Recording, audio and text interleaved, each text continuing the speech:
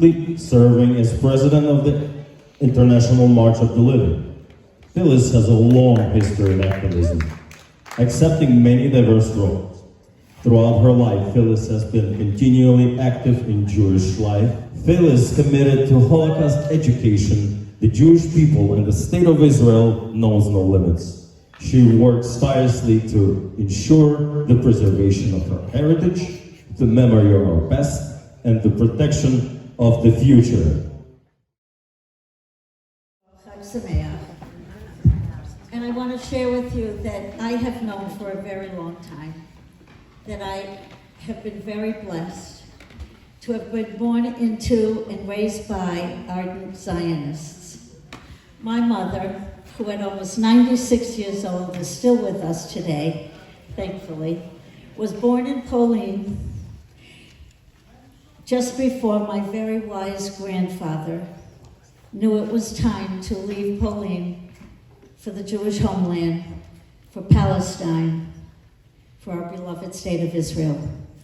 When my father, Zechrono Tova, was one of only a very few Orthodox Jewish soldiers in the United States Army stationed in Bahrain during World War II, he found it very, very necessary and desirable to go to the general and request that together with his tefillin, his siddur, his talis, that he be transferred to the Jewish homeland, to Palestine.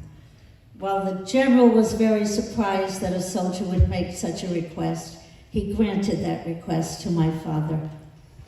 And there he met my mother on the world-famous Dizengoff.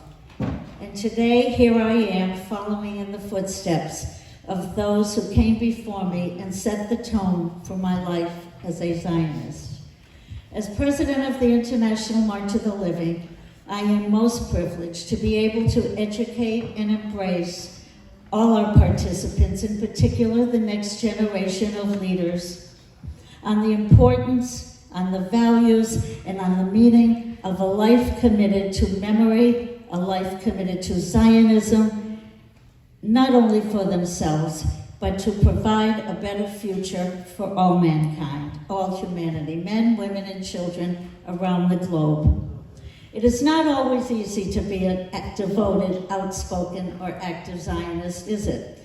The world we live in doesn't always welcome us. But for me, it has always been the most fulfilling feeling. It has always been right. If we reflect on our past, we realize just how important it is to stand strong in our commitment to our heritage, to our people, to our beloved land that we treasure and hold dear. I am honored and humbled to receive this award from the World Zionist Organization. Golda was then and still is today a role model for Jewish women everywhere. Her courage, her wisdom, and her commitment to the Jewish people and the state of Israel as home to each one of us continues to serve as an inspiration and a guiding light for the important work we do. I share this award with my wonderful family, who are living, shining examples of true Zionism. My daughter Ilana and my three of our beautiful grandchildren made Aliyah and live in Israel.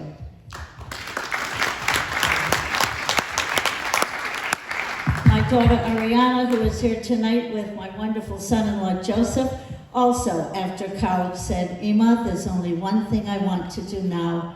I want to board the El Al plane and I want to make Aliyah to Israel. May I?" And I said, "Of course you may." I guess I did a very good job raising my daughters to know that we have one homeland. We are one people. And yet there are many of us who stay here in the United States or in other countries around the world. And why do we do so? We do so because we must continue to lobby for, pray for, work for, live for, and devote our actions, all our actions, to, as the ambassador said, prove to the rest of the world that we are all Israel, Israel is not wrong. Israel deserves to live, and the Jewish people deserve their ancestral homeland. So, with all that, I want to tell you that I listened to my own resume, and thank you. I now know why I have such white hair, and it was worth every blade of hair that I have. I thank you all for coming. I thank my friends who have joined us. Mr. Ambassador, thank you, Marina, from the bottom of my heart, and my dear friend Eugene Tadaraba. Thank you.